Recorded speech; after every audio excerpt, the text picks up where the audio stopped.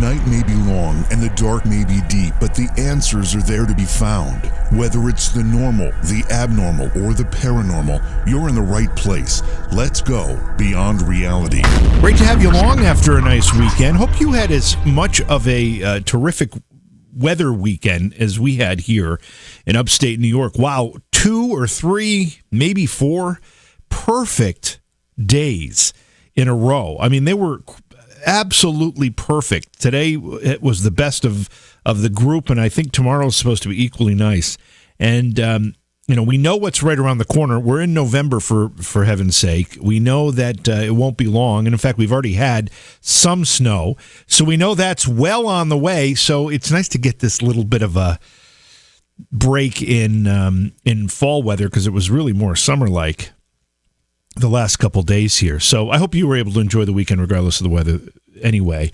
I know that the news is a stress on us all, but it is what it is, and we have to plow forward and continue what we're doing. We have an interesting conversation tonight ahead of us, but before we get into all of that, I hope you've heard the news about the Pfizer announcement with the COVID-19 vaccination. And we've talked about vaccinations on the program. I'm not going to editorialize on it at all, but I will say that Pfizer has announced that this vaccine has shown to be 90% effective in preventing infections of COVID-19, which is astonishing. They were hoping to reach 60%, and they're at 90%. So the Operation Warp Speed has paid off, and it looks like we will have an effective vaccination available sometime by year's end, or maybe early 2021. So we have to thank that Warp Speed program, and of course President Trump and his efforts there. We will see that vaccine, and that if it's what they've promised us, it should help or completely solve this problem that has basically put our country into a standstill and a lockdown. Let's hope. Let's keep our fingers crossed that it is the miracle that we've been asking for. But tonight we're going to be talking about education. And the reason this topic has become a focal point for a lot of discussions is that just like everything else that we have done, our normal is about to change in everything. It's changed in the way we do business. It's changed in the way we interact with our friends. It has changed in the way we conduct ourselves online. And it has changed in education. And these are all results of the pandemic, of course. And while certainly we don't look at the pandemic as a blessing by any means, but anytime you've got something like this, necessity is the mother of invention. You can look for the silver linings, and I think we may have some here. We're learning how to do things more efficiently and better in some cases. Now, it's not a great thing for what we're seeing happening to our business community. Of course, they're going to have to adapt and evolve. But there are things that we're learning how to do better. Remote telemedicine is one of those things. That is going to greatly help people with their medical problems and needs, and do it at a lower cost. That's a great thing. And education is evolving as well. And maybe it's about time. Our guest tonight, Bryan Caplan, has written about this. He's got a book that's called The Case Against Education, Why the Education System is a Waste of Time and Money. And before you draw any conclusions, this is a fantastic discussion. I've heard Bryan on other shows talk about his book and his work. And it's commonsensical, it's resourceful, and I think it's time we take a look under the hood of the education system and say, okay, how can we make it better and more efficient? I know that in New York State, our school property taxes, because property taxes are how schools are generally funded in New York State, have been skyrocketing for years to the point where they're unmanageable for a lot of people. People can't afford to be in their homes because these taxes are so high. And these are people without kids, generally retired folks. So we need to find a better way to get this stuff done, and we need to determine exactly what we're trying to accomplish. And Bryan has looked at all of that, and that's what we'll be talking about tonight, and I'm looking forward to it. Please subscribe to the YouTube channel and the Twitch channel. Both of those channels can be found by searching for J.V. Johnson on their respective platforms. Also find our podcast. That is available on all major podcast distribution platforms, including Apple Podcasts, Google Podcasts, and others. So just keep looking for it. We'll take a break. When we come back, we'll start our conversation. Again, tonight we're talking with Bryan Caplan, and we're talking about education, the educational system here in the United States. It's beyond reality. Did you know that online retailers like Amazon have constant deals that can save you money on the things you buy every day? It's no joke. Save 40%, 50%, even 80% on great products. And all you have to do is know about them. Noodle Shark is the way to be alerted when something good is coming your way. Noodle Shark is the social media page that lists great deals that not only save you money, but give you the deals before anyone else has them. All you have to do is find Noodle Shark on Facebook. Search it as The Noodle Shark. That's The Noodle Shark, because you deserve to save too. Become a shark and save. We've got a great one for you. This is going to be a really interesting introspective into what we do with our kids. We have a system of education that we have funded, we have massaged, we've evolved, and what exactly are we getting for what we pay for? Is it good? Is it worth it? Does it need change? What is COVID doing to this system of education? There are parents that are very, very frustrated with what's happening. There are some that love the way things are changing. And our guest tonight has looked at this. He's written about it. His name is Bryan Caplan. He's a professor of economics at George Mason University. He's a New York Times bestselling author. He's written books including The Myth of the Rational Voter, which was named the best political book of the year by the New York Times. He also wrote Selfish Reasons to Have More Kids, and the book we're going to spend most of the time talking about tonight, The Case Against Education. Bryan, welcome to Beyond Reality. It's a real honor to have you with us. Thank you so much for having me. It's great to be here. First thing we've got to get out of the way, because this topic and the education system itself is a bit sacrosanct, isn't it? Oh, yeah. I mean, you better not criticize it or else people think that you're a bad person. And that is the problem. I mean, we're going to talk a lot about this. You've made some excellent observations about the system as a whole. But as someone who has been somewhat politically involved myself, as all of us have just gone through one of the most political, I don't know what we would call it, chaotic seasons we've ever seen. All of this together makes us all politically aware. But one of the things that I know is that if you criticize education, you have a tough time of winning anything. Yeah, that's right. I mean, like, everyone treats me fine, actually, but Good. It seems like almost anyone else who criticizes it gets into big trouble. But, honestly, like, you just have to go and call things like you see them and just try to be polite about it, which is what I try to do. Well, I have to commend you, because it takes someone who has some confidence and some bravery to step out onto that third rail. But it's something that needs to be done, because when you don't take this kind of constructive look at the things we're not only doing with our children or teaching our children or how we're doing it and what it's costing us, then you just end up with a big mess. Are we there? Are we in a big mess? We are in an enormous mess. I mean, just the way that parents across the country have been turned into unpaid employees of the public school system, or they just sit over their kids' shoulders, breathing down their necks to get them to upload stuff. I mean, again, it's a really crazy system. What I often say is, at least the schools used to provide daycare, a service of undeniable value, and now you don't even get daycare. I just went through the process of having to do some financial reconciliations. I don't have a particularly large home. I've got an average size home in a very small village in upstate New York with a school district that has about 93 kids per grade level. And I just, took a look again at what I spend or what I have to pay in school taxes at the threat of losing my home. And it is not a small nut to crack. It's a lot of money. Yeah, it's astronomical. So, I mean, like per student, U.S. spending would now be over about $15,000 per year.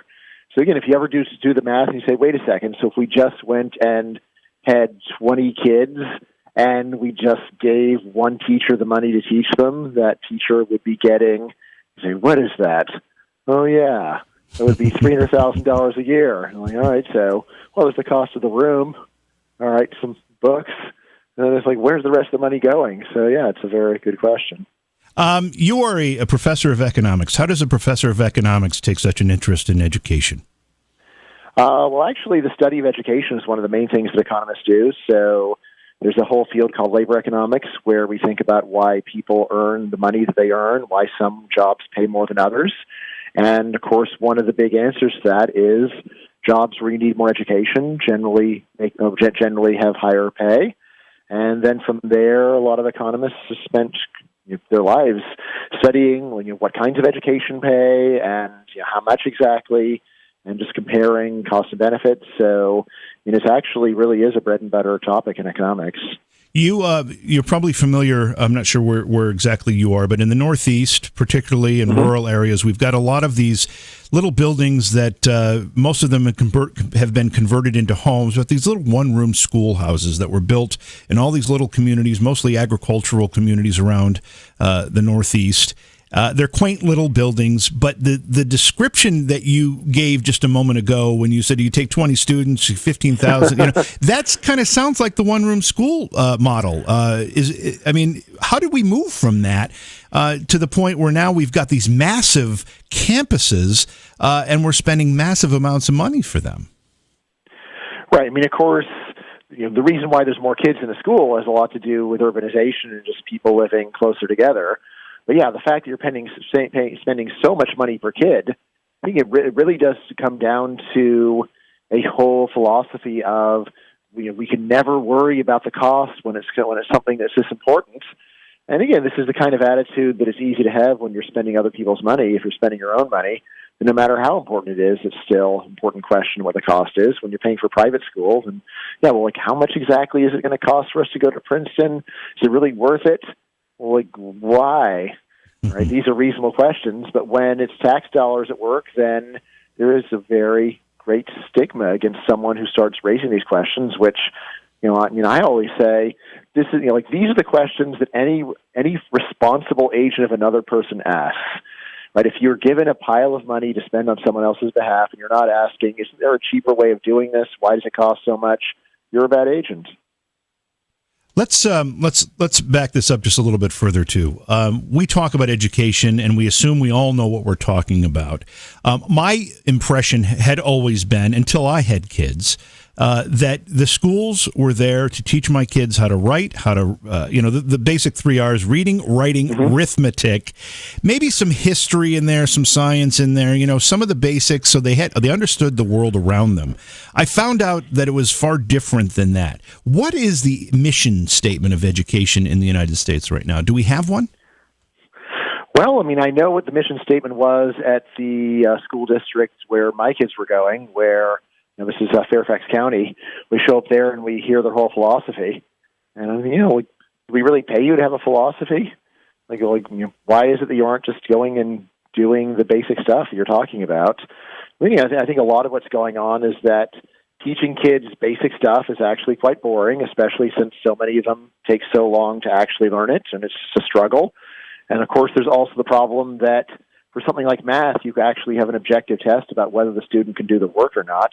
And it's very discouraging when you find out that you struggle to teach people something for a year and they don't really know it.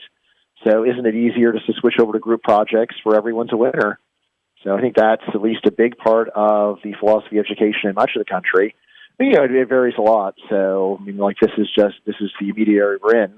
When I was doing back to school nights for my kids, that was when I had a whole reassessment of my own education. And I said, my own education didn't seem that great at the time, but at least teachers seem to be teaching the subjects, and now there's just so little emphasis upon actually mastering bodies of knowledge, which seems strange when you put it that way. Although if you realize, well, look, what would you rather do as a teacher? Would you rather go and say, there's a body of knowledge you have to master, and if you don't, then I have failed at my job?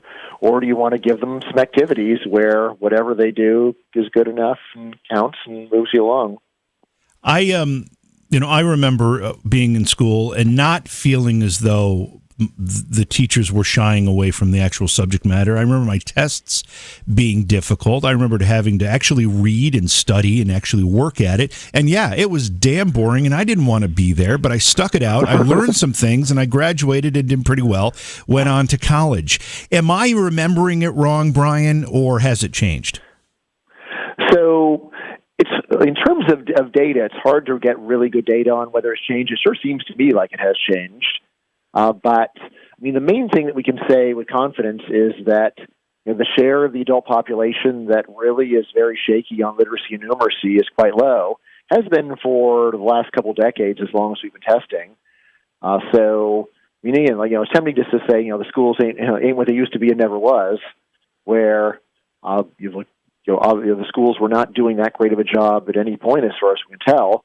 And it does seem like there has been a shift toward group projects and just the students' feelings and away from actually mastering bodies of knowledge. That's more impressionistic. There's something that it sure seems that way to me. I don't know, but I haven't come across any research really showing that that's true one way or the other. Well, I also know that my kids are my youngest is, I think now, 5 years out of school, or out of high school. Maybe a little, I can't even remember. But all I know is when my kids were going to school, it seemed like I had more homework as the parent than they did. I felt like I was doing projects. I had to build a catapult one time. I had to do all these things. And I'm like, I'm a little too busy to be, doing the homework that the school is assigning my kids, but they can't do it themselves. It requires a parent to help them. That seems a little unreasonable to me.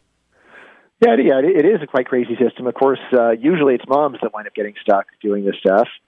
But it's like what exactly the point of it is. Even trying, teaching people to work in teams, or teaching people to pass the buck over to another person that knows how to do the job while you sit there. So there's a lot of silly stuff like that going on. Just another thing that I want to be certain that we're on the same page here about when we're having this conversation about education. Are we talking about public and private, secondary, and then college level education? Where's the beginning and end point of the grade levels we're talking about when you took a look at education for your book? Mm-hmm. Yeah, so my book, The Case Against Education, it really is meant to cover all of those. In practice, I would say that I basically wound up studying grades 9 on, because since I'm focused on the economic effects, you can't really measure the effect of education if everybody gets it. You've got to look at differences. Yeah. So since virtually every single kid in the U.S. at least goes up to 8th grade now, it's really hard to know, well, how much money would you make if you only finished 7th grade? There's just hardly anyone left alive with a 7th grade education only in the U.S. But I am not just talking about higher education. A lot of people actually misread the title of the book as The Case Against Higher Education. I say, I've got a big section on high school in there. And yes, in terms of public and private school, of course, for K through 12, it's 90% public, so that's most of what I'm talking about. And I know I do have a lot of friends who want to say, well, private education is totally different. And I say, well, is it? There are some differences, but most of the time it seems like private education is basically giving you like a snazzier version of the same thing going on over in the neighboring public school. With a few differences, like kids that aren't paying the tuition or cause too much trouble don't get to go to the school, whereas public schools would have to figure out some way of accommodating such people. What I would say is that I really don't see that private school winds up being too much different from the public school most of the time anyway. We talked about the mission statement of our education system, and I know it varies from district to district. However, at the end of the day, when someone graduates, whether it's from a high school or a college, they hold a piece of paper. How important is that piece of paper for the rest of their life from that point on? Yeah, so that's a great question. Right, so it is very tempting to say, well, if you didn't really learn very much useful, then this mere piece of paper isn't going to matter very much. But one of the main things that economists have found when studying the labor market effects of education is that those pieces of paper are very important. And there are very large pay gaps, not just based upon differences in education, but especially based on whether you finished. So if you go and take a look at the statistics on how much the college graduates make compared to people who only went to high school, then usually you'll see something like college graduates are making 75% more. But then when you break it down and say, well, what about people who got 3 years of college and then gave up? What you see is the people who did 3 years of college and then gave up only make a little bit more money than people that didn't even start college. So there are these very large payoffs for crossing finish lines in academics. There's a huge one for the bachelor's degree. There's a quite sizable one even for high school, big difference in earnings between high school dropouts and high school grads. And then for graduate degrees, often it looks like the only payoff for it is from finishing. So you could work on your PhD for 9 years And if you just wind up floundering at the end and give up, then it really doesn't seem to do much for you in the labor market at all. Which, again, is very puzzling if you think about school as teaching job skills, because it's like, well, if I've got 90% of the job skills, why don't I get 90% of the bonus? Right? On the other hand, what I say in my book is so much of education is not really about job skills. It's about jumping through hoops to show people you can do it. Right? And especially a lot of it is about showing that you're willing to conform to social expectations about what you're supposed to do with your life. And in that case, there's such a strong social expectation to graduate that the people that don't really do endure a very large stigma in the labor market. I mean, generally to the point where if there's a job where they expect a college degree these days, then anyone who applies who doesn't have that credential is just getting their application thrown in the trash. Right. So when you think about it that way, you can really understand why those pieces of paper would be so important. Important in meeting certain minimum criteria, but as you pointed out, maybe not reflective of how much knowledge that person has versus how much the one who only finished 3 years. Right. Although, like I said, probably a lot of what's going on is that employers are just nervous to go and hire someone that didn't wind up finishing in a society where we put so much emphasis on finishing. It's like, well, why didn't he finish? I mean, I always talk about an example, a kid who's one Aristotle class short of graduation. And it's like, well, do you really think you're going to use Aristotle on this job at the bank? It's like, well, no, but why don't we just play it safe and hire someone that did what they were supposed to do, namely finish the degree? When my kids were in college, I have a very good friend of mine who is an accountant, and he said to me one day, and both of his kids, well, he's got one in college, one who's graduating high school this year, headed to college. But he said something to me that really changed the way I looked at college. And he said, this particular education, I was complaining that it cost me basically $250,000 to send my oldest to college over the course of all those years. And he said to me, think of it if you had taken that $250 and bought a chain of 4 car washes for her and let her run those. What is going to pay off more in the end for her? And I thought that was a great point. It really made me look at it in a different way. Now, he wasn't advocating that I don't send my kids to college. He was just trying to point out something that I hadn't considered. And it really kind of changed the way I looked at it. Yeah, I mean, especially for elite private colleges, I mean, the number of people where they actually are getting a large benefit out of it that would make it for the cost is probably very low. Especially if your kid can get into the top public school in your state, then the case for paying 2 or 3 times as much to go to a private school is probably very weak. There is quite a bit of research on this. And again, the main thing to realize is that while people at top schools do have very successful careers usually, normally, to get into those schools, you got to be quite stellar. So you just imagine if the typical kid at Harvard had instead gone to University of Virginia or something like that. Most of the research says that they would have been at least almost as successful. Now, that's mostly measured in terms of just how much money they're making. So there are some jobs where they might not pay that well, but your kid really wants to do them, and they need to have this special degree in order to get the job. Like a job like being a professor, right? So if you want to be a professor, it really helps to go to a top school. And even though professors are not close to the highest paid people in society, still, it is a very sweet gig to get. So if it's really important to your kid to have that job, then maybe it's a good investment. But then again, you have to consider, isn't that a long shot? What are the odds this will all work out? And, how much extra value am I getting? So these are all very reasonable questions to ask. Again, there are so many parents who do seem to be suckered in by the fact that kids at top schools do well, forgetting that those kids arrived on campus with so many advantages that you should expect them to do well even if they went someplace else. And that's what the research usually says, is that the kind of kid that can get into Harvard would have done well at other schools as well. I just lived through this too. My nephew, who graduated valedictorian in his high school, had a 99.7 average. No blemishes on his record, nothing. And he wanted to get into an Ivy League school, and he couldn't. And I was just astounded by that. They don't get much more dedicated to what he was trying to do, and they certainly can't get much higher in SAT scores and GPA. But yet he couldn't get in, and I thought that was quite remarkable. Yeah, I mean, what's special about the Ivy League schools is that the number of students they enroll has not changed very much, even though the population of the country has increased tremendously.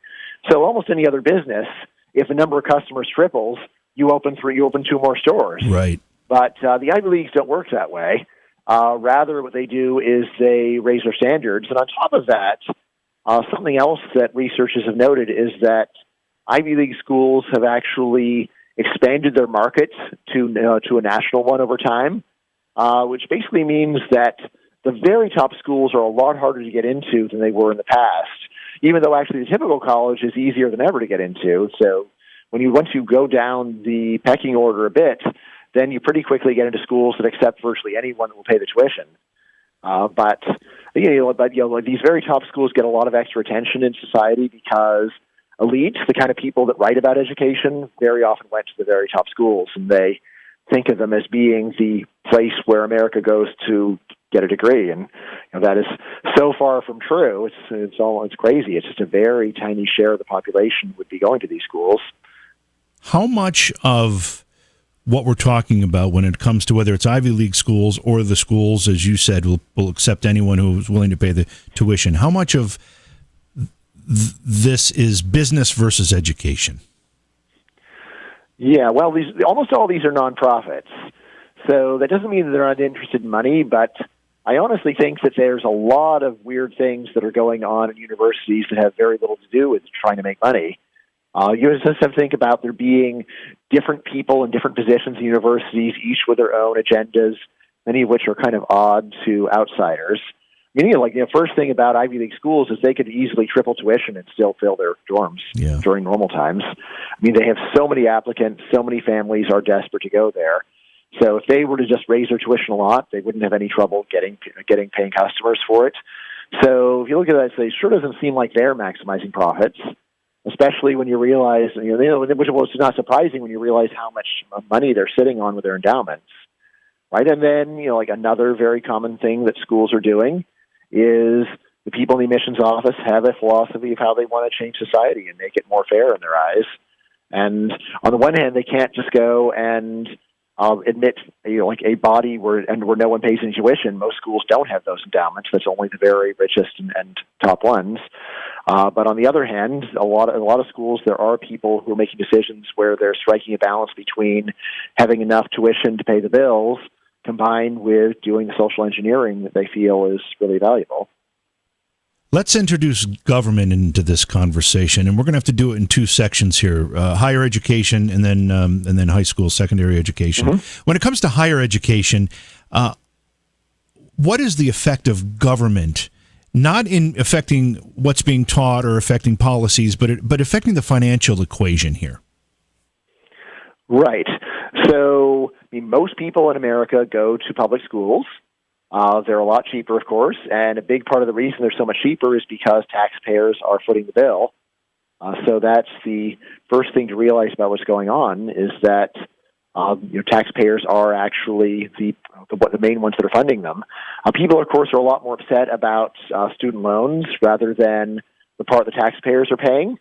The thing that's very striking about this is that with the student loans, at least there is some reason to ask, is it really worth it? Do I really want to go into $50,000 worth of debt for this degree? Right. On the other hand, if it's free college for all, then who on earth has any reason to ask these questions? Mm-hmm. Right. So if you can just go there for no money at all, then it's really, do I have anything better to do with my time than receive a free education here?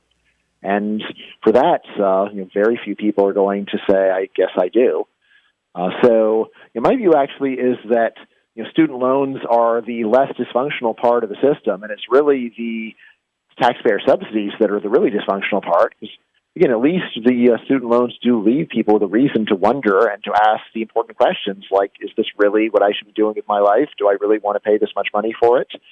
I would say that I'm much more critical of the free college for all movement than I am of student loans. I think they both have problems, but it's the effort to make college as cheap as possible and to get people to stop asking questions about money, which again I think are generally very good questions, right? So, when people often get very upset when you start saying, well, we should worry about the cost of things. Say, look, that's exactly what we should be doing. Right. So, I mean, I think about being a teenager and asking my dad for $20. And he's like, "What do you need $20 for? What happened to the last $20 I gave you? Right. Well, what exactly does this accomplish? It seemed to work out well last time, right?" And these are reasonable questions. Sure. When it's your own money, you ask them. And then, strangely, people seem to prefer to elect politicians that don't ask these questions about taxpayer money. And, of course, who should be in charge of taxpayer money except somebody acting like my dad, eyeing suspiciously at people requesting money for ill-defined purposes. If you don't ask questions like that, you're really not being a responsible agent of taxpayers. Yeah, I think that's important too. But I also see, we've seen a tremendous increase in the cost of higher education. At every point, whether it's tuition or housing or whatever it happens to be, these numbers have increased pretty significantly. So people turn to the government for subsidies of some kind or another. Those subsidies come in, and the more they come in, it seems like it just fuels the inflation in those costs. It's a chicken and egg thing going on here. Am I viewing it correctly? Partly. I mean, one thing is that the rise in the cost of college is greatly exaggerated by the fact that most people don't pay list price. Okay. So if you look at list price of college, then it does seem like it's risen tremendously. Most people aren't paying list price, and especially at expensive schools, it is very standard for there to be heavy discounts. So, you should really keep that in mind. But yeah, of course, that when you think about it, well, why is it really so expensive? If government goes and subsidizes it, then then schools can, especially if government says we'll go and loan students whatever money it takes to go there, then it is easy for schools to go and raise the prices. So what your story is not wrong, but it is only part of the story, because there's also just the fact that the school is not nearly as expensive as it looks because so many people don't pay full price. And again, especially a lot of this gets distorted by the fact that elites are really focused on what is Harvard charging this year, which is irrelevant for almost everybody on Earth. I mean, really, for most people, what matters is what is Cal State Northridge charging, right? Or what is the University of Michigan charging for in-state? So again, that would be a much more typical choice. So that is more expensive than it was, adjusting for inflation, but it's not the crazy increase that you would see at very top schools. Although even there, one of the big secrets about top schools is that if your family is even nearly middle class, you often can get into Ivy League schools paying nothing. And I know what you say is true because, again, having two kids that were in college at the same time, my daughter was going to a state school. My son got into a private school, a well-respected school, Lemoyne College in Syracuse, New York, and the discounts they gave us for him to go there, it actually ended up costing less than the state school. Yeah, that's quite common. When we look at what we're teaching, why we're teaching, one of the things that you discuss in the book, and again, we're talking about your book, The Case Against Education, is vocational education, vocational training, something that we may or may not have turned our back on a little bit. What's happening with vocational education? Yeah, so vocational education, has been on the decline for quite some time. One of the main kinds of emails I got from teachers for my book was people say, I really like what you said about vocational education. I'm the last person at the school that does it. When I retire, they're killing the program. So there is this idea that a lot of Americans have that there's something bad about vocational education because you're stunting people's job opportunities or you're stunting their aspirations by saying, hey, why don't you go and learn how to go and repair cars? Again, the actual research on it says that vocational education seems to be a very good way of helping students to do better in life, to reduce unemployment rates, to make more money. There's even research saying that vocational education helps keep kids in school because a lot of kids hate academics with a passion, and having even one class where they work with their hands and do something that they don't mind doing is helpful for keeping them in. But anyway, there is this great distaste that a lot of people have for vocational education. But again, it's not only is it a very reasonable path for a lot of people, right? But it's also one where, if you really just think about what is useful for society, then what is better, to go and teach someone to do a practical skill or that actually appeals to them, that they might do something with, or to go and make them do another poetry class. And yes. Well, I was just going to say, and probably in your analysis, you've looked at the outcomes of some of these trainings. Mm-hmm. Being a plumber, you can make a darn good living. Being a welder, you can make a terrific living. I mean, these are skills that can lead to a very, very prosperous life. Yeah, I mean, of course, there's also a big middle class prejudice against training kids for jobs like that, because that's not the kind of thing that's appropriate for people of our social class. But again, if you think about a useful function of school would just be exposing people to possibilities that might work for them, then vocational education is really underrated. So out of all the curriculum changes that people talked about, I do think it's one of the most underrated. Yeah. We're talking tonight with Bryan Caplan. He's a professor. He's got a book out that's called The Case Against Education, Why the Education System is a Waste of Time and Money. He's got other books as well. More information about Bryan at his website, Caplan. Caplan is spelled with a C, bcaplan.com. Bryan, how long has The Case Against Education been available, the book? Just about 2 years now. When you released it, did you get any heat for it? Only a little bit. So there were a couple of people in my university that wanted to talk about it, and I'm wondering, is this going to be where they come and say, how could you write this book? But actually, they were curious. Mm-hmm. I mean, I don't think nothing much came out of it. So I guess the people that seemed to be most upset about the book were humanities professors, right? And especially there was a repeated cry that I was sort of a knuckle-dragging Neanderthal economist who just didn't appreciate the finer things in life and didn't like poetry or music or art. And and here's the thing: I have a whole chapter on that. So I mean, I had so many people say, Caplan never talks about this, and I said, look, I can understand criticizing my book without reading it. Everybody does that, right? But to criticize the book without reading the table of contents seems a little lazy. I just look, it's right there. So I don't know why you say this. Well, I think it was just easy for them to caricature it. Yeah. And again, what I said there is, all of these efforts to go and elevate the human soul and so on. This is all great if it works. But just because schools say that they're trying to instill love of poetry doesn't mean that they succeed. So school says, well, it's not about the money, it's about making kids love poetry. All right, fine. Show me the kids that you've made love poetry. Yeah. Right? And again, of course, that is a very painful question, because almost anyone who teaches poetry knows that hardly any kids are persuaded to like it. That's right. Which is not so surprising. You go and you take a bunch of conscripts and say, this thing is great, you have to love it, and people will just do the bare minimum and try to get through it. So what I say is that if people really want to broaden their horizons, enlighten themselves, we now have the internet.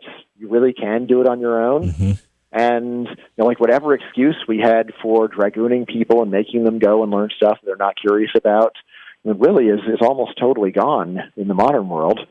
And again, really what we see is that we've made culture extremely accessible at basically zero cost.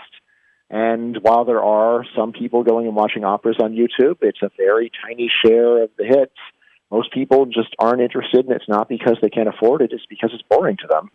I mean, when I was a kid, I love all this high culture stuff, but I just couldn't believe that, my dad, who really likes just restoring antique cars, wouldn't like it. I said, Dad, you have to understand, this is German composer, Richard Wagner, it's so great. Yeah. And he says, if I could just say the magic words, you would agree with me.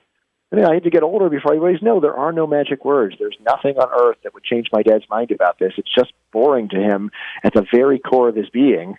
And that's how most people are for Shakespeare and classical music and most of the other things the schools are pushing.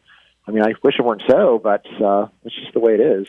I love the titles of your books because the titles themselves are so bold. The Case Against Education, Why the Education System is a Waste of Time and Money. The Myth of the Rational Voter, Why Democracies Choose Bad Policies, Selfish Reasons to Have More Kids, Why Being a Great Parent is Less Work and More Fun Than You Would Think. Are you intentionally trying to offer a slight slap across the face to wake people up with these titles? Well, yeah, I do want to get people's attention, but I'm not exaggerating. I don't pick titles just for shock value. Mm-hmm. You might say that I pick topics for shock value, But I mean, really what I'm doing is, if there is a position that a lot of people already hold, then 10 books on it have already been written, and you don't need me to write the 11th book on it. Good point. So, when I shop around for topics to work on, I want to find arguments that I think are meritorious that hardly anyone else wants to defend. I think about finding orphan topics, topics where nobody loves them, nobody cares about them. And I say, you're really a great topic, and I don't care if other people don't love you. I love you, and I'm going to raise you, and I'm going to make you strong, and I'm going to send you out into the world standing tall. And that's what I try to do with all these books, is just to find ideas that I think are really undervalued. Especially often they're ideas where they don't sound good on the surface, and so people shy away from them. But I say, really, just because first impressions say this is a weird idea doesn't mean that it's wrong. And I've thought about it a lot, and I think it really does make sense, even if it doesn't really doesn't really tell people what they want to hear. You mentioned the internet a moment ago. It was kind of the first time you've used the word in our discussion tonight, but obviously the internet, and I want to stay pre-COVID in our discussion right now, because we'll talk about COVID in a few minutes. Yeah, let's do that. Yeah. But how has technology changed, particularly secondary education in the United States? I mean, the easiest answer is to say that now a great many schools just have a totally distracted student population playing with their phones. Right. Right. I mean, I have been shocked by the extent to which high schools just let kids use their phones in class and just ignore what's going on, and as long as it keeps them sedated. So that's probably actually the biggest effect, is that in schools where they let kids use their phones, then kids are barely paying any attention to what's going on in actual class. In terms of the rest, I'd say it's very superficial. So it used to be that you'd roll out the TV with a VCR and show them a movie that way, and now you go and show them some YouTube videos. So there's that. I mean, obviously, there's there's the areas where they're really actually getting value, like when you teach computer programming to kids, which prepares them for a wide range of great careers. But I mean, that's a pretty small share of students, again, that are actually learning serious programming in school. But there are plenty that are watching YouTube videos. The one of the things that I hear from, not so much my kids, but I hear it from other kids. Why do I need to learn this? All I have to do is type it into my phone or my computer or whatever it happens to be, mostly phone, and I can get any answer I need. Yeah. So, I mean, for purely factual questions, then it's very reasonable. If I were actually to go and try to explain to a kid, well, what's the point of studying these subjects? I mean, I start with, well, like, if you don't know reading, writing, and math, then you really won't have any way of even understanding what to put into the phone. So I think that's part of the answer. Mm-hmm. For other subjects, I would also say, well, look, if you don't have a reasonable body of knowledge in your head, again, you just don't understand enough about the topic just to fill in the gaps. So, I mean, searching on your phone is a great way to say, oh, I've forgotten a date or something like that. But again, if you don't have any idea what the Soviet Union was, it's very hard for someone to just use their phone to understand what was going on in the Cuban Missile Crisis or something like that. Again, of course, for a lot of these subjects, they'll never come up in real life anyway, unless you're a history professor or something like that. Well, I think, we've all heard the adage, if you don't learn from the past, you're doomed to repeat it, or however it goes. Mm-hmm. And I think we're seeing a lot of that at play now. I can't put my finger on any specific examples, but I just get a sense that people don't really understand even recent history in some cases. Yeah, of course. So, the adage is true, although the implication is, we're just doomed to repeat a lot of stuff, because that people have never paid much attention to history. Yeah, they're not very good at analyzing it. The only source of hope, if you want to call it a source of hope, is to say, well, let's go and talk to the typical history professor, history teacher, and see if we think that their views on current events are especially insightful. And I got to say, they don't seem very insightful to me. Normally when I talk to history professors about the areas they specialize, then they seem great. But when I ask them, what do you think about what's going on now? I either get, I do 16th century France. I'm not really qualified to comment on anything now, right? Or I just get them repeating the last thing they heard on the news, like almost anybody else. Right. So, one of the things that I talk about in the case against education is that people have long hoped that people would learn something in one area and then transfer that knowledge into another area. And yet, the actual evidence that people do this is very thin. Right? Most people, at best, seem to learn the exact material they're taught. The idea that people are going to go and cleverly apply what they learn in history to daily life, just like it could be done, but it's mostly wishful thinking, right? And especially if you just think about what would an historically informed person do when approaching current events. At least the way that I see it is that usually people that know a lot just search through their mental database of examples until they find one that gives the answer that they want. And then they say, well, it's just like World War One, right? Yeah. Or it's just like World War II, right? And really, like if you want to say war's a bad idea, you say, oh, this is just like it was in World War One. If you want to say war's a good idea, you say, it's just like it was in World War II. It's like, it just seems like you know enough examples to find one that says what you wanted to say anyway. So again, this doesn't mean that you couldn't actually use history in a good way, but I mean, honestly, when people say, well, what are we going to do? What would happen if people didn't understand history well? I'll say, what would happen if people didn't understand history well? What does happen? Because that's the world we're in.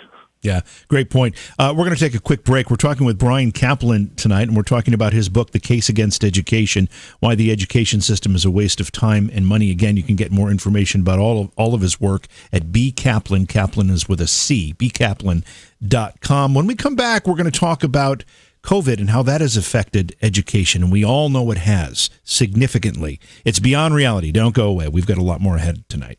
Please support the program. Go to patreon.com/Johaw. That's JOHAW. Tonight we're talking with Bryan Caplan. Bryan is a professor at George Mason University. We're talking about his book, Case Against Education, Why the Education System is a Waste of Time and Money. And Bryan, I've got to assume, now again, I don't have kids in school, but I've got to assume now that kids in many places are being forced to stay home and basically take their classes on Zoom or some other type of computer program, and parents are forced to monitor and help and do a lot of the work that would normally have been done in school, that our school taxes are going to drop significantly. Am I right? Yeah, dream on. I know. What is happening in education right now? Is this a good thing? Are we learning some things about the education system that COVID is actually forcing us to learn?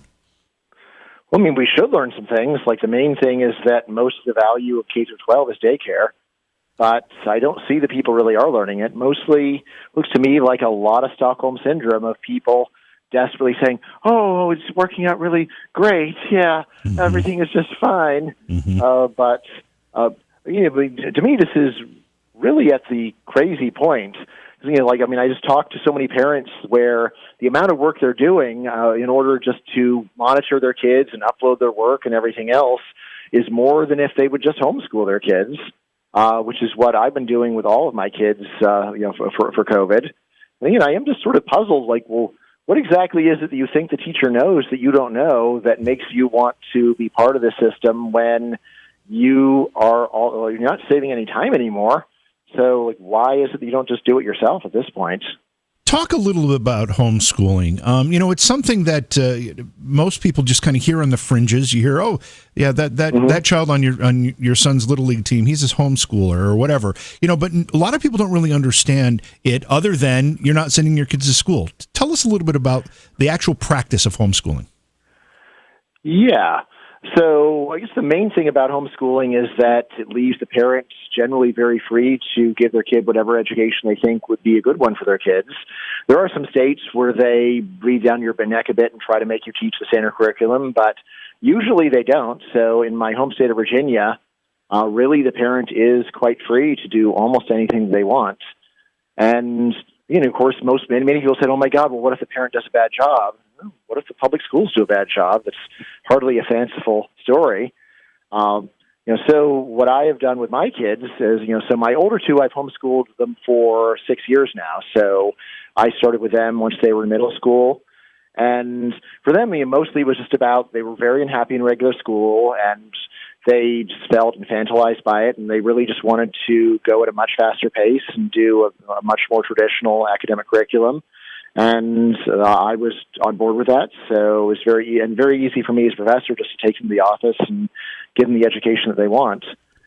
So that's worked out very well for us. For my younger kids, they still seem pretty happy in regular school, and since they were younger, they were not so well behaved. And therefore, I was just letting them stay where they were and saying, well, maybe when you get older. But once COVID hit, then I said, well, this is ridiculous. There's no reason for me to go and breathe over their shoulders while they get orders from somebody else who's doing a job that I think is a lot worse than what I would do. So, so then I just took over my younger kids' education too, and that's when I got a good idea about what was going on in their classes already. Like one of the main things I just found out is, well, they're really behind in math compared to where I think they should be. And so, like in my homeschool, we just do a lot more math than you would do in a regular school. And, and especially just with an eye towards progress and then, mastering material and then moving on to the next thing and just doing that continuously. So that's, one of the main differences between what I do and what I saw going on in regular school, where, they just put a lot less time into math and then on top of it just seem to have a lot of repetition rather than trying to move ahead. But again, the main thing that I would tell parents about homeschooling is just this. Well, what would you think would be most beneficial for your kid? Right. So, just for maybe if you think that the existing system is fantastic, then stick with it. But if you look at what they're doing and say that doesn't make a lot of sense to me, there's probably a lot to your doubts, and you can just cut out the parts of the curriculum that don't make much sense to you, and focus on the parts that you think are worthwhile. I've got to ask this, and I'm going to use a really bad pun here. I don't want you to talk out of school, but when you look at the amount of time you have to spend homeschooling versus a regular school day, my impression of a regular school day, again, going back to when my kids were there was a lot of wasted time. Oh, yeah. Is that true? Yeah. Of course, the most obviously is just the wasted time for discipline and just to get people to be quiet down and do their stuff. But then, there's also just an enormous amount of wasted time in the curriculum. So if your kid hates art, they still make him do art. Your kid doesn't want to do music, they still make him do music. And you can say, well, those are important. They're important for some people. They're not important for people that aren't interested in art and music. And we have a pretty good idea about who those people are. So, I tell my kids right now, look, there's some stuff you don't like where it's still going to be really useful for you as an adult. And that's math, primarily. And so, yeah, even if you don't like it, you still have to do it. But then I say, but if there's anything that you really don't want to do that you'll never need to know, I won't make you do that. So I do tell my kids, look, I promise I'm not going to waste your time. If you're suffering for a good reason, right? And that, so with math, we just suffer through it. If you don't like it, that's too bad. But on the other hand, if a kid doesn't feel like dancing, I'm not going to say, sorry, you have to dance for an hour every week. The curriculum says we have to.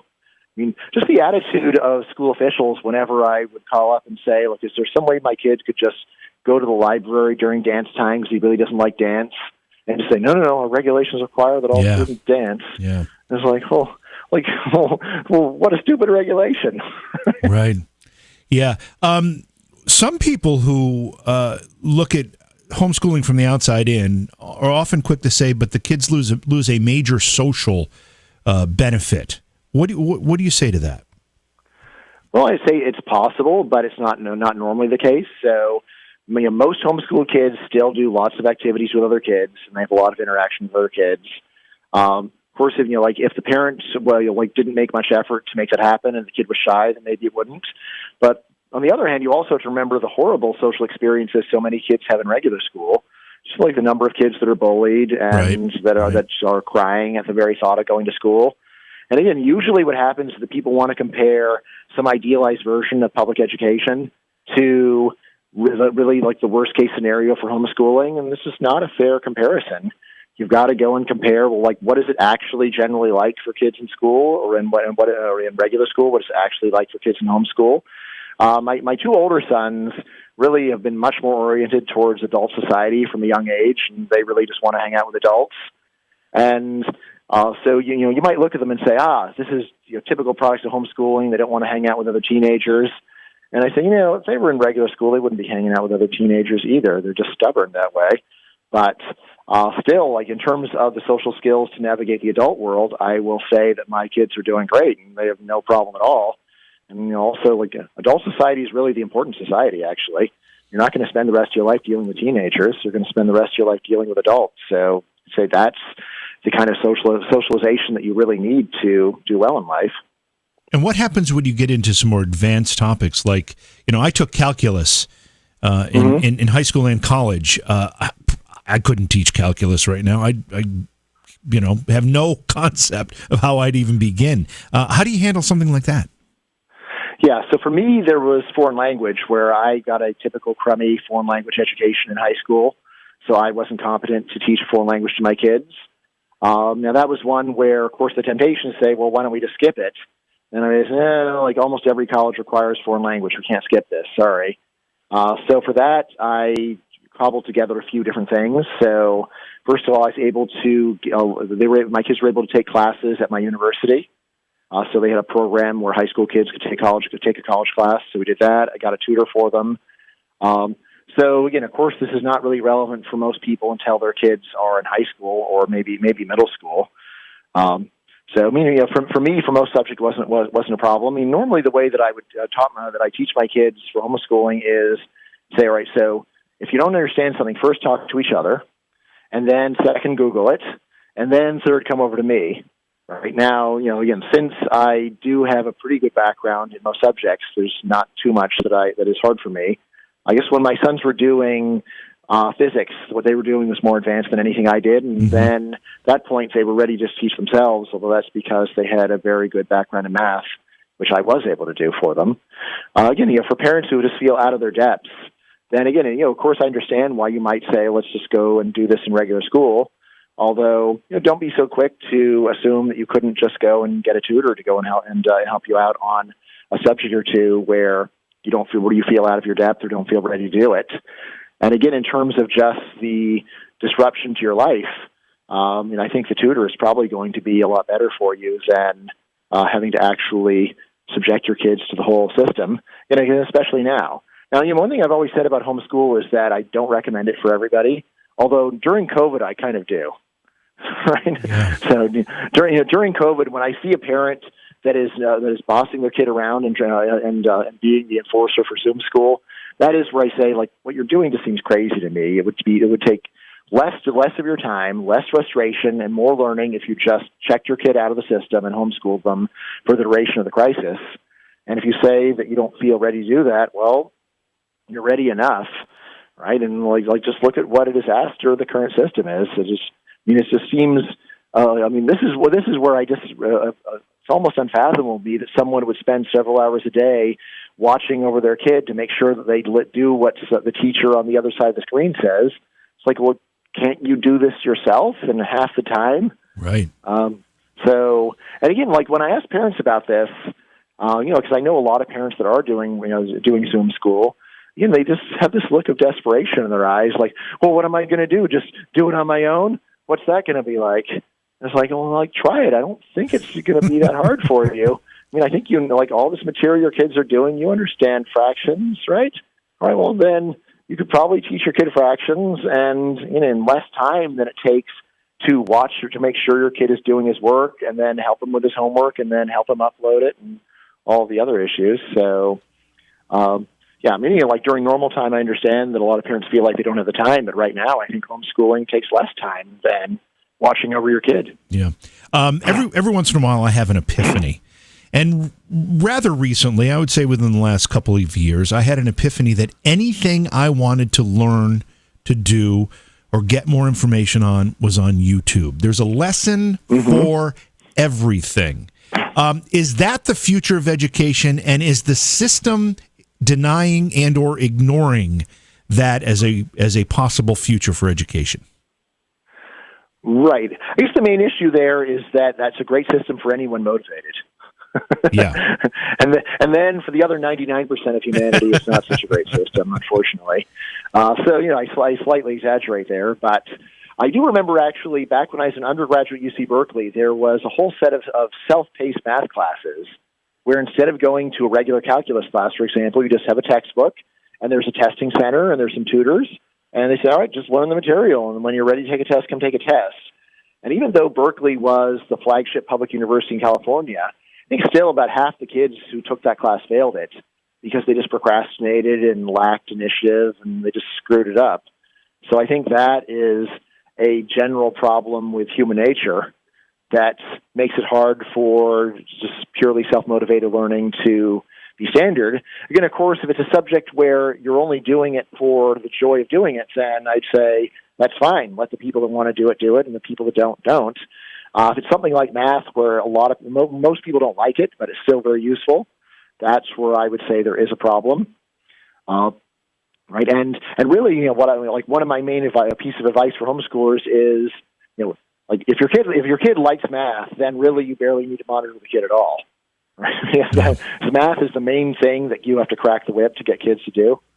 But like if your kid doesn't like math, which is the way most kids are, then I say, all right, for that one thing, that's where you put all of your energy, and you say, sorry, you may not like this, but you have to do it.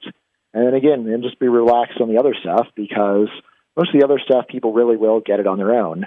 I have met a lot of adults that were homeschooled, and I would say that they generally are much more knowledgeable than most people give them credit for. The stereotypes about ignorant homeschoolers just are untrue.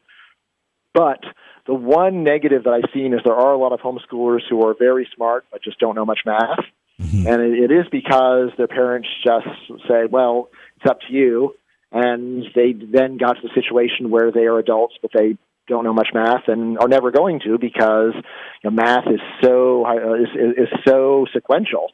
Right? There's so much in math where if you didn't learn the earlier parts, you just can't continue. Right. So, like my main advice for homeschoolers is just put some pressure on your kids on the math, and the rest you can be almost as relaxed as you want. They'll probably do fine.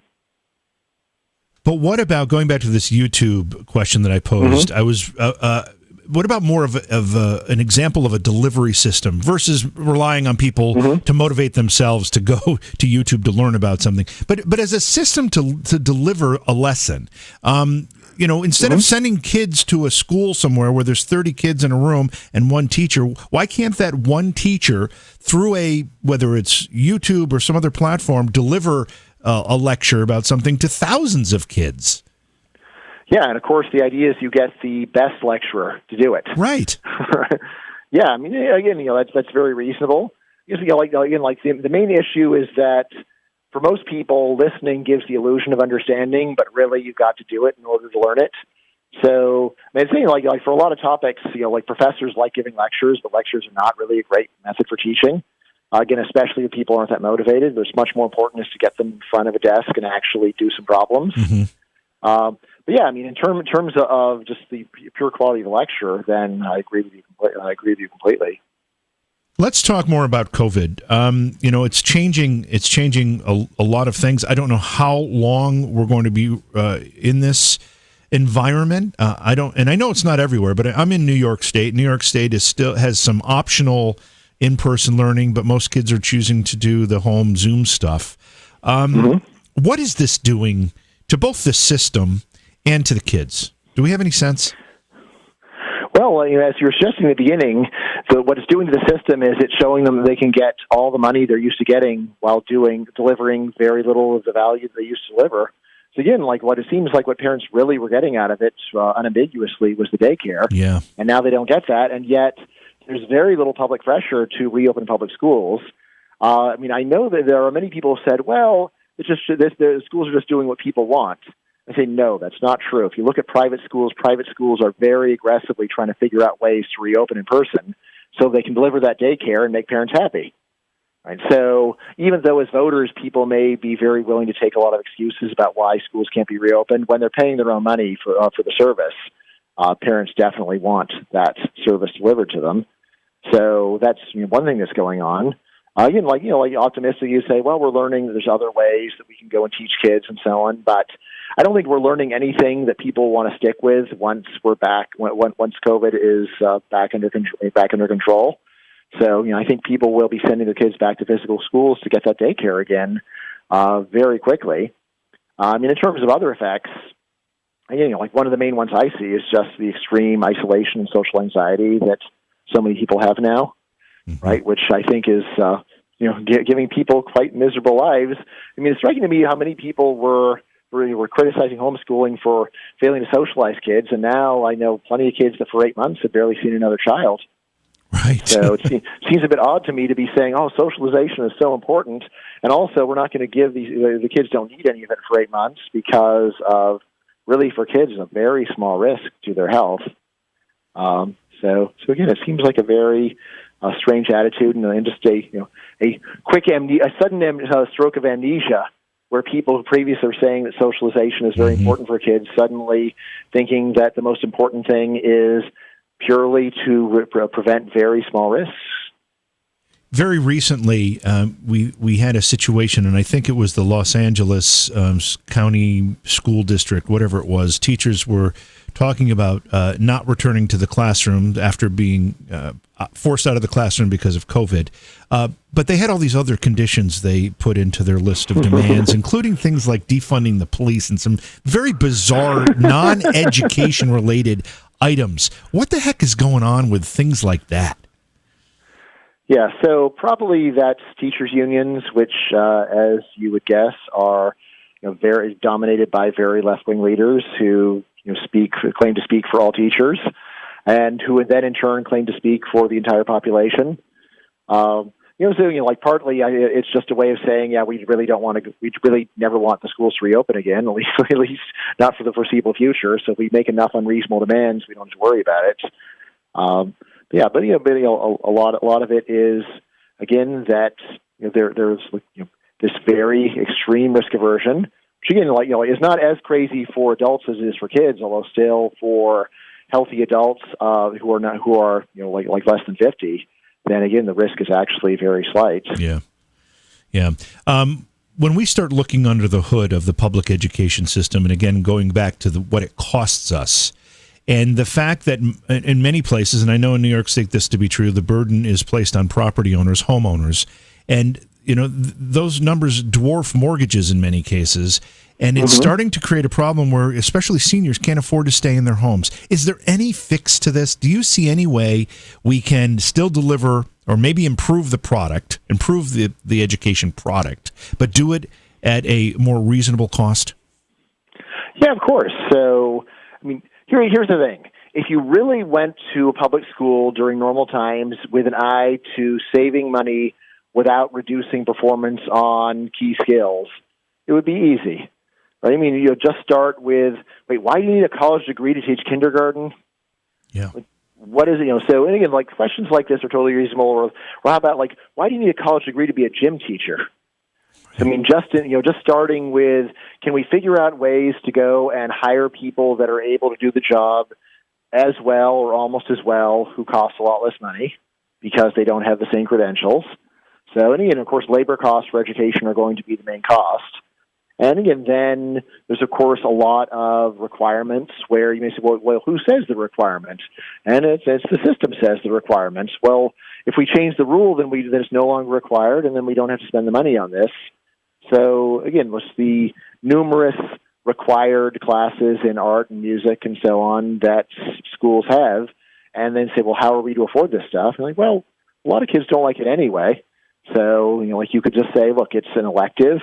If kids happen to like it, then they can do a class in it. Otherwise, they could go and do something else. And then just in terms of the pure daycare function, one thing that I've been a big fan of is how about we reduce the number of hours that people are studying to time that they are learning subjects they actually really need, and then give them a lot more time to play in the playground. And again, you don't need to have someone with a bachelor's degree going and blowing a whistle at the playground. You can have people who are much less credentialed, much lower skilled, and still they can perfectly well do that job. Again, since the daycare is so much of the useful thing that school does, just saying, all right, well, it's going to last a long time, but we do 4 hours of actual academics where we're really learning math and reading and writing. And then the rest of the day, you can go in the playgrounds, you can go to the library and read books, you can hang out with your friends, and then we kill 4 more hours that way. In a way, one of the shames of school during normal times is that you bring all these kids together. It's a great opportunity for them to have fun together, and then you go and bully them all day, making them do stupid stuff instead of just saying, "Hey, here's a couple hours, go play with your friends, have fun." So instead, say, "All right, now everyone has to stand here and learn to dance." Right. Why? Right, if you like dancing, great. Most people don't like dancing, especially most boys right. don't like dancing, and say, "Oh, they'll like it if they just try it." Yeah, They won't. No, they won't. What about the cost of administration? Seems to me that many districts are becoming very administration top-heavy. Oh, yes. You can look at Catholic schools, which have far less administration, and say, like, what exactly is the harm? What if we lost? Again, it was administration. The classic story that you have administrators are creating hiring more administrators to go and handle the work that they themselves have created. There's so much to that. So, it is a case where idle hands the devil's playground, and you have an administrator who's, I've got to do something, so let's go and create a commission on this and act like it's a big deal, and then hire more people to go and deal with this problem that I've mostly imagined in my head. And then they can get those people I hire can find more witch hunts to go and work on. So yeah, there's just so much of this stuff could just be eliminated.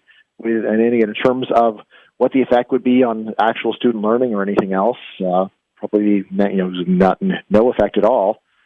So yeah, there's so many ways of doing it, but before you can really save money, you just need to get a different attitude. You need to stop looking at schools like they're full of saints and that they are superior people that have to be obeyed, and instead realize, look, there's some very nice people working in school, and then there's also just a lot of very unreasonable, dogmatic people, right, who are wasting taxpayer money.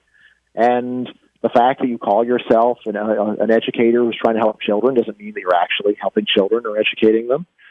So, but again, this is something that I deal with whenever I talk to parents. I mean, even now during COVID, when people are getting so little value out of the schools, and yet when I say, why don't you just homeschool? And then it's like, well, what would I teach? It's like, look, you went through the system. If you don't know what to teach, what does that say about the education that you got? I think you know enough math and reading and writing to teach your own kid. And you could say during normal times you don't have the time to do it, but now you'll save time if you just cut the cord to the system and do it yourself. So why not just do it? To wrap that idea up a little bit more neatly, if someone was interested, Bryan, in pursuing this and actually saying, okay, you know what, I am going to try homeschooling my children, what is is there a place they can go online somewhere else where they can gather some resources and maybe get an outline of how they begin the process and, give them a little more confidence? Yeah. So there's the legal side and then there's the educational side. So the legal side is going to be different for every single state. However, thanks to the good efforts of homeschooling activists around the country, the rules are now very lax in almost all states. Right, so like in Virginia, all you have to do is go and send a letter to the state of Virginia, to like a certain email address for the state of Virginia, saying you're going to homeschool your kid, and then you can either go and show what your credential is, or you can write a statement saying why it is that you think you're qualified to homeschool your kid. It's really just a formality.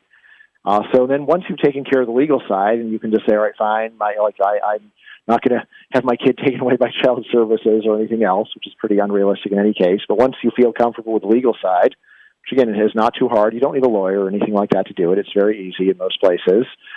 Then the next thing I would say is, well, what do you think your kid actually needs to know? So, I would start actually just by, giving your kids some tests to find out what their kid already does know. Even if they are your kid, you may actually be surprised to say, all right, so what math do you know right now? Well, what are you able to read? What kind of writing are you able to do? So, once you find out where your kid is, then that gives you an idea of what is it the kid needs to do more of? Where are they behind in terms of where they need to be independent adults one day, right? And then, if there's anything in particular that the kid's really interested in or you think would be valuable, then you would add that on.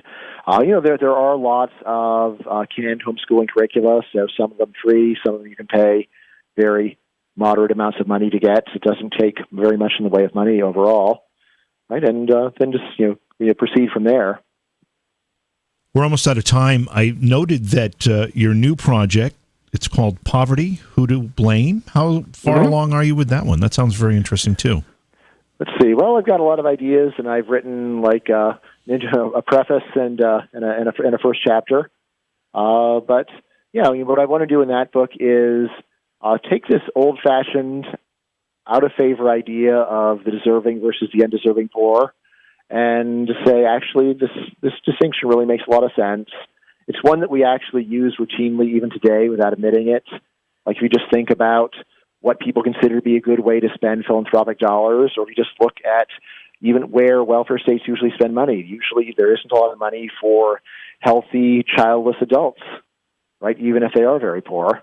Right? So, it probably reflects a sense that people like that should be able to take care of themselves, at least during normal times. Right? And then, building off that distinction and thinking about, how much of poverty actually is due to irresponsible behavior? How much of it is due to people being prevented from actually taking care of themselves? In the book, I'm going to have just chapters on bad government policies. Because there are countries where you could really work very hard and get the country so messed up that you could still be in great poverty.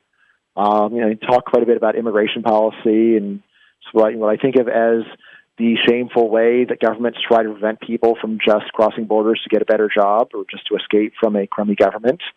Yeah, and then last I am going to talk about irresponsible behavior. There's a lot of research on something called the success sequence. And it basically comes down to, at least in countries like the United States, there's some very simple rules you can follow that almost guarantee that you will not be poor. And again, the rules are basically finish high school, work full-time, and don't have kids until you're married. Right? And if you just look at people who follow these very simple rules, this is not rocket science, then very few people who follow these rules are poor. Right? So, at minimum, it's just a useful thing to tell people. Like, don't tell people it's hopeless and then you'll have to work your way out of poverty. Tell people, look, actually, it's pretty simple to avoid poverty in this country. You just need to go and follow this advice that, of course, almost every parent and teacher has been giving you for your entire life. Right? But it's, in this case, it's not just idle propaganda. It actually does work.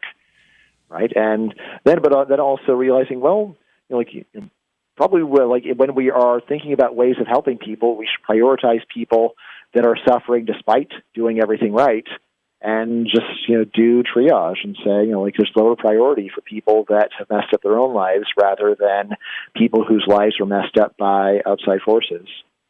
It's so reassuring to hear you say much of what you said, not just in talking about your new project, but in everything we've talked about tonight, because a lot of it comes down to if you just use a little bit of common sense and apply those principles to much of this, the outcomes would be far better.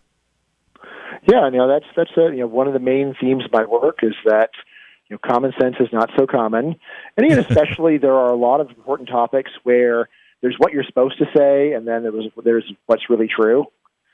So psychologists talk about something called social desirability bias, where when the truth sounds bad, people lie. And sometimes the lies become so all-encompassing that they just totally lose touch with the truth.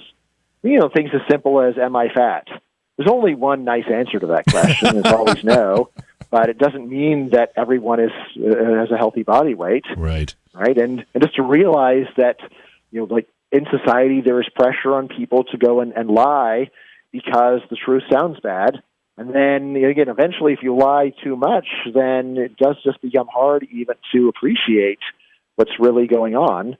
There are things like, psychologists have shown that people exaggerate how much they go to church or how much they vote. Any time that the truth sounds bad, there is this lying and deception and self-deception going on.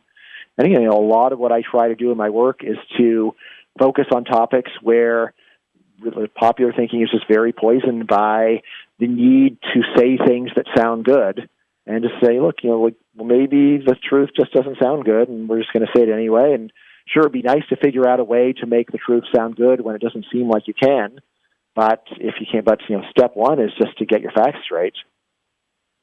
I'm going to ask a question for fear, and we're in a little bit of overtime here, but that's okay. I'm going to ask a question for fear of opening a can of worms about what you just said.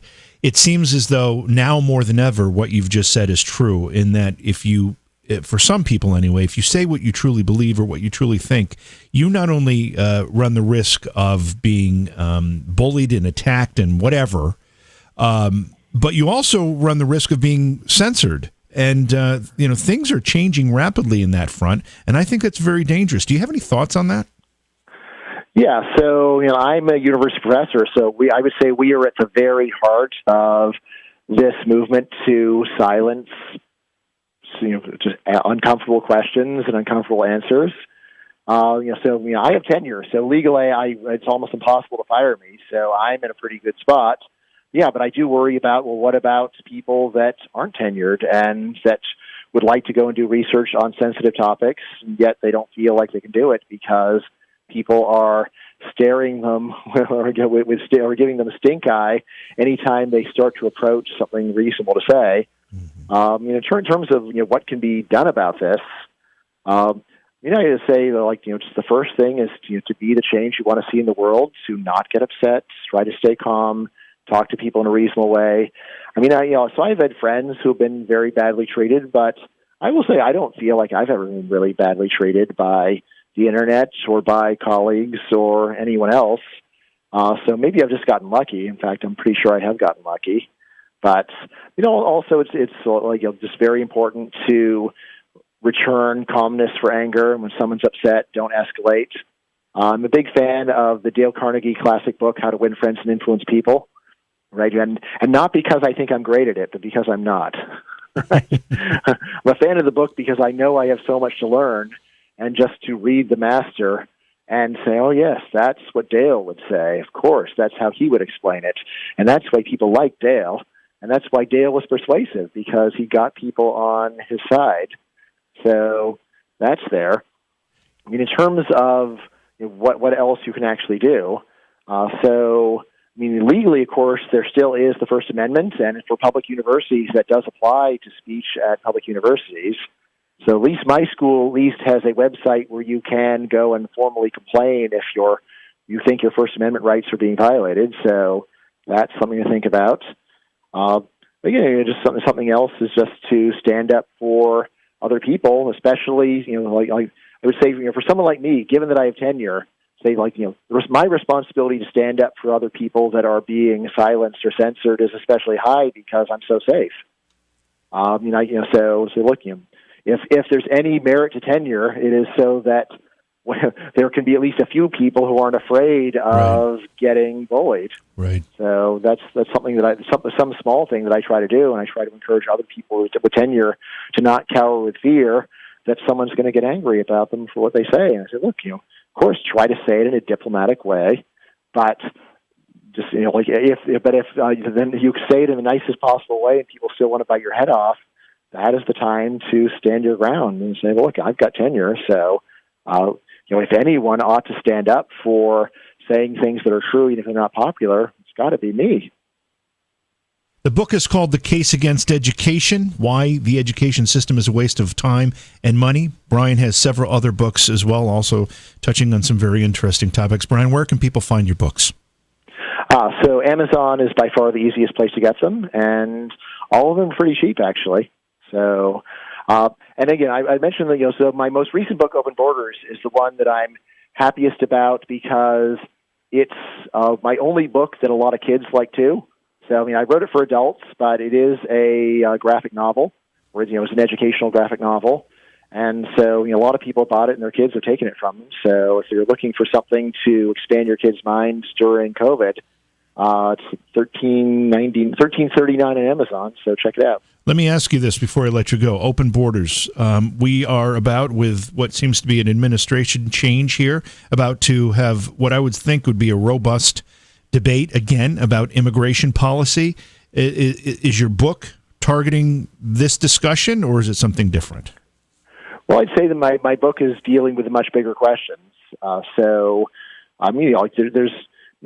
despite whatever propaganda you hear, there's not going to be anything remotely like open borders under Biden. It'll be more like slightly increasing immigration compared to where it was before Trump. That's what people are discussing. But what I do in the book is just raise the deeper questions, like, so why exactly is it that you want to stop someone from coming to your country to work as a janitor? What exactly is so bad about that? Or why would that not even be something good?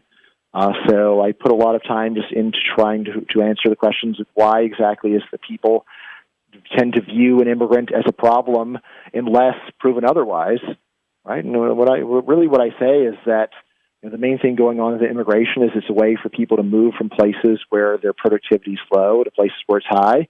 And when a Haitian shows up on the streets of Miami, he immediately has the ability to earn 20 times as much money as he was doing back at home. And so that's because he is actually contributing so much more to the world when he's in the United States than when he was back in Haiti. like this is really obvious for things like agriculture, where a Mexican farmer in the U.S. can grow so much more food than he could have done back at home. Right. So that is the perspective that I take in the book. But again, there's a lot more to it than that. But again, it's my only book that my 5-year-old was reading over my shoulder when I wrote it, so I felt like I had something good going there. Well, that's great. Again, fascinating topics, all of them, and I appreciate you coming on and talking about education primarily tonight, Bryan. Your work is excellent, and I'm thankful that there are people like you that are willing to pull the curtain back a little bit and really take a hard, critical look at some of the things that we take for granted. Well, thank you very much. I really appreciate that. Beyond Reality Paranormal is hosted by J.V. Johnson and produced by Orion Palmer and Slick Eddie Edwards. Like us on Facebook and subscribe to our YouTube channel. Please consider supporting the program either through your podcast platform, click on the link in the description, or on Patreon at Joha Productions. If you'd like to be a guest on Beyond Reality Paranormal, or you have a recommendation for a guest, contact our producer, Slick Eddie Edwards. Eddie is spelled with a Y, at slickeddieedwards@gmail.com.